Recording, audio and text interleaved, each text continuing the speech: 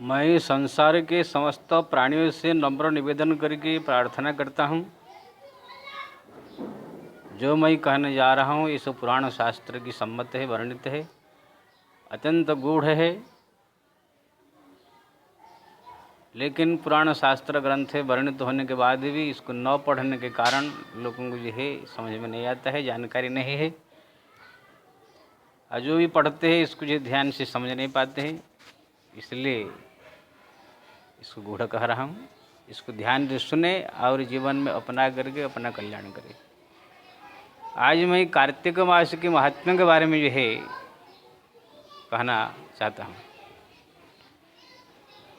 हमारा जो है 12 मास है, 12 मास में 100 मास से उत्तम है, लेकिन कार्तिक मास, वैशाख मास और माघ मास, ये 3 मास जो है स्नान के लिए प्रसिद्ध है, दान भक्ति भजन के लिए प्रसिद्ध है। अन्य महीनों से ये 3 महीने में स्नान दान पूजा पाठ करने से अन्य दिन से 100 गुना 1000 गुना फल अधिक देने वाला होता है। तो उसमें कार्तिक जो है महान स्थान रखता है। कार्तिक स्नान के बारे में जो है स्कंद पुराण की 8वें खंड में कार्तिक मास के महात्म्य का वर्णन है।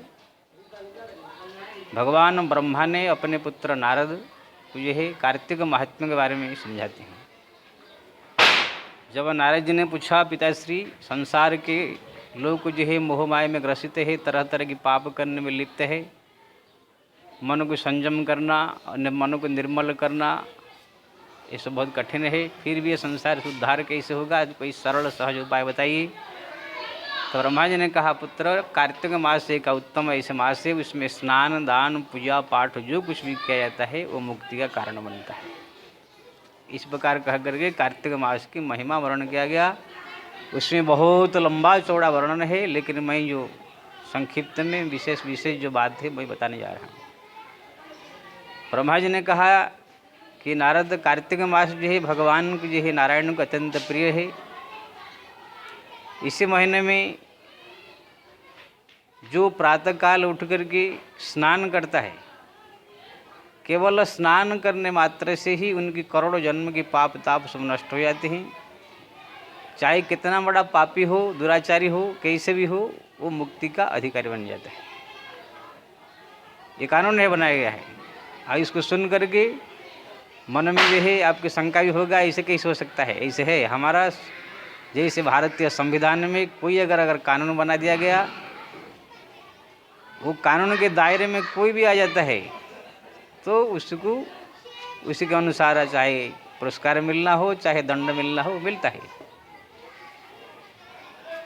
चाहे वो किसी प्रकार का प्राणी क्यों न हो। उसी तरह हमारा ये है शास्त्र पुराण भारतीय संविधान की तरह ही है, आध्यात्मिक संविधान है। इसमें जो कानून बनाया गया है उसी के दायरे में कोई भी आवे उसको फल मिलेगा। तो कार्तिक मास में स्नान की जो फल वर्णन किया गया वो सब शास्त्रीय कानून है। तो ब्रह्मा जी ने कहा, जो प्रातःकाल स्नान करता है उनकी जो है 21 पीढ़ी पितृलोक भी तर जाते हैं। जो प्रातःकाल स्नान करके जो है भगवान नारायण का पूजन करता है, तुलसी दल के द्वारा उनको जो है पूजन करता है, उनकी आरती करता है, धूप करता है, दीप देता है, अन्य दिन में जो पूजा पाठ जो कुछ भी करता है उसका 1000 गुना फल जो है कार्तिक मास में वो प्राप्त कराता है। कार्तिक मास में कोई भी थोड़ा सा चीज़ दान करे तो भी करोड़ गुना, जैसे 1 रुपया अगर किसी ब्राह्मण को संत को दान दिया, करोड़ रुपया के दान के बराबर फल जो है प्राप्त कराता है। कार्तिक मास में समस्त देवता आकर के इस पृथ्वी पर जो है निवास करने लग जाते हैं, विशेष करके जलाश्रय में जहाँ स्नान किया जाता है। कार्तिक मास में जो स्नान किया जाता है, अपने घर में जो स्नान किया जाता है उससे जो पुण्य प्राप्त होता है उससे 100 गुना पुण्य जो है बावड़ी में बाहर, उससे भी 100 गुना पुण्य है तालाब में, उससे भी 100 गुना पुण्य है नदी में, उससे भी 100 गुना पुण्य है नदियों का जहाँ संगम हो, उससे भी और 100 गुना पुण्य है कोई तीर्थ स्थान में जाकर स्नान करना। उसमें भी कहीं अयोध्या, काशी, मथुरा, वृंदावन, हरिद्वार, ऋषिकेश, बद्रीनाथ, जगन्नाथ, रामेश्वरम, द्वारका, आदि आदि ये महान तीर्थ कहीं प्राप्त हो गया, तो उनकी जो है पुण्य फल का वर्णन करना जो है शेष शारदा भी समर्थ नहीं है। ब्रह्मा जी कहते पुत्र नारद, हिमालय की गुफा में घोर तपस्या करके ब्रह्मचर्य व्रत का धारण करके कितने साल से तपस्या में रत जो ऊर्ध्वता मुनि, उनको जो गति प्राप्त होगा वही गति केवल प्रातःकाल कार्तिक मास में स्नान करने वाला कोई एक प्राणी को जो है प्राप्त हो जाता है। इसलिए कार्तिक मास भी अनुपम महिमा है। इसी स्कंद पुराण में ही व्यास जी वर्णन करते हैं और ब्रह्मा जी कहते हैं नारद जी को कि द्रविड़ देश में एक पतित ब्राह्मणी थी।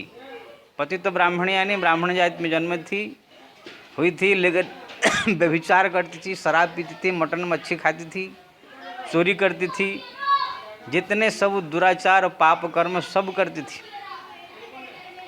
अंत में उनके सब घर वाले उनको छोड़ दिए। वो भटक रही थी, भटकती भटकती जो है किसी नदी किनारे पेड़ के नीचे बैठी हुई थी। उधर से जो है एक ऋषि निकले।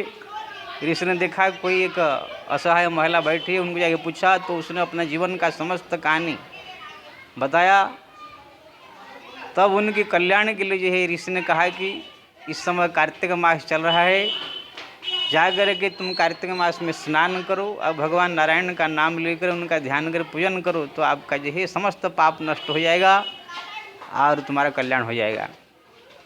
ऋषि की बात सुन करके उसी वृद्ध ब्राह्मणी जो है जाकर के जो है कार्तिक मास में समय था ही, जाकर जो है प्रातःकाल स्नान किया। स्नान करके तुलसी में जल दिया, भगवान नारायण को स्मरण करके भक्ति किया। जितना दिन कार्तिक मास था इतना दिन जो है उसने वो कार्तिक का स्नान किया।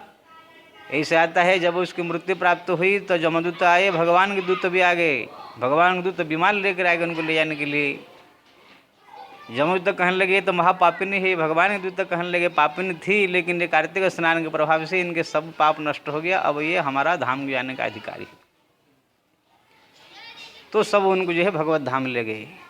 इसी प्रकार से जो है पुराण शास्त्र में कथाएं वर्णित है। हमारे जो है आप सुने होंगे भगवान कृष्ण की पत्नी सत्यभामा पटरान्य अष्टपटरान्य में आती है। उनकी पूर्वजन्म की कहानी आता है स्कंद पुराण में। वो हरिद्वार में एक ब्राह्मण की लड़की थी जिसका नाम थी गुणवती। वो जो है भगवान नारायण की सुंदर छवि देख करके उनके मन में आकर्षण हुआ। सोचे कि ऐसे मेरे पति होते तो अच्छा होता, लेकिन उसके लिए साधना करना होगा। तो उसने कार्तिक मास का स्नान करके संकल्प किया आप मेरे पति हो। तो इस प्रकार से कार्तिक स्नान प्रति कार्तिक को स्नान करते जब उनका देहांत हुआ, पहले जाकर भगवत धाम में निवास किया। जब भगवान का कृष्ण अवतार हुआ तब वो जो है उनकी पत्नी सत्यभामा बन के आई। देखा आपने, कार्तिक मास के स्नान के प्रभाव से भगवान नारायण की पत्नी बनने का अधिकारी प्राप्त कर लिया। तो इसी प्रकार से कार्तिक मास की अनंत महिमा है। इसी महीने में जो गीता का पाठ करता है, रामायण का पाठ करता है, भागवत पाठ करता है, कथा सुनता है, कथा करता है, सबकी अलग अलग सब महिमा है। यहाँ तक लिखा है गीता का जो एक भी श्लोक पाठ करता है वो भगवत धाम जाने का अधिकारी बन जाता है। जो भागवत का एक या आधे श्लोक भी पाठ करता है उसके भी जन्म जन्म के पाप नष्ट हो जाते हैं। जो कथा सुनता है, सत्संग सुनता है, जो कथा करता है, जो भगवान का कीर्तन करके नाचता है, गाता है, जागरण करता है इस कार्तिक मास में, उसकी तो सहज सरलता से ही मुक्ति प्राप्त हो जाती है। तो ये सब जितने साधना बताया जा रहा है ये सब भगवान ने जो है जो संसार में फंसे हुए मोह माया में जो ऋषि मुनि महात्मा की तरह त्याग करे, घर द्वार हिमालय में जाकर तपस्या नहीं कर सकते, गृह त्याग नहीं कर सकते, मोह माया में फंसे हुए प्राणी के लिए भी व्यवस्था किया है, जिससे कि ये सब घर में रहते हुए सब काम करते हुए कार्तिक मास आवे, वैशाख मास आवे, माघ मास आवे तो उसी प्रकार से स्नान दान तपस्या करके भी अपना गति प्राप्त करे, मुक्ति प्राप्त करे। इसलिए इसी कार्तिक मास में सब प्रकार से प्रयत्न करके मैं जो कहूँगा उसको ध्यान से सुने, इसी प्रकार से करे। प्रातः काल जो है थोड़ा अंधेरा रहे, उठ करके जो है स्नान करे। अगर घर में स्नान करे तो बावड़ी मिल जाए तो बावड़ी, नदी मिले तो नदी, नहीं तो घर में भी स्नान करे। स्नान करके जो है भगवान नारायण का शालिग्राम हो तो याद उनके तस्वीर का पूजन करे, धूप दीप आरती दे करके तुलसी जल अर्पण करे, उनका नाम का जो है जप करे, ध्यान करे, आरती करे। खाली समय में दिन में भी भगवत नाम स्मरण करते हुए अपना कर्तव्य का जो कर्म है शुरू करे। कोई भी ब्राह्मण साधु संत आए उनको दान करे, तुलसी माता का जो है जल देवे, उसका परिक्रमा करे। और समय मिला शाम के समय कभी भी अगर बैठ करके जो है भगवत चर्चा करे, कीर्तन करे, 4-5-10 आदमी बैठ करके भगवान के विषय में चर्चा करे, कहाँ कथा सत्संग घर जाके सुने, या तो ऐसे बैठ के अपने घर में हरिनाम का कीर्तन करे। अगर हो सके तो रात में अगर जागरण करने का अगर भाग्य में है, समय मिलता है तो जागरण करे।